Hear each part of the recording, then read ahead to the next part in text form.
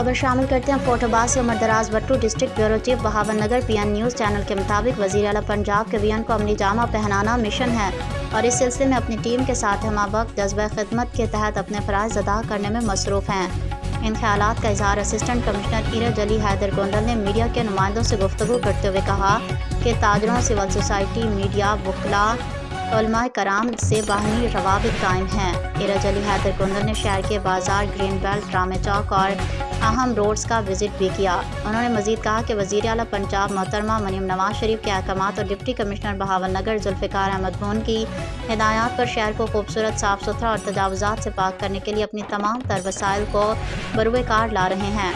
इस सिलसिले में तमाम कामों की सख्त निगरानी की जा रही है। उनका मजीद कहना था कि अपने ऑफिस में अवामी मसाइल को मेरिट पर हल करना और कानून शिकनों के खिलाफ बरवक्त कार्रवाइयाँ अमल में लाना अव्वलीन तरजीह है।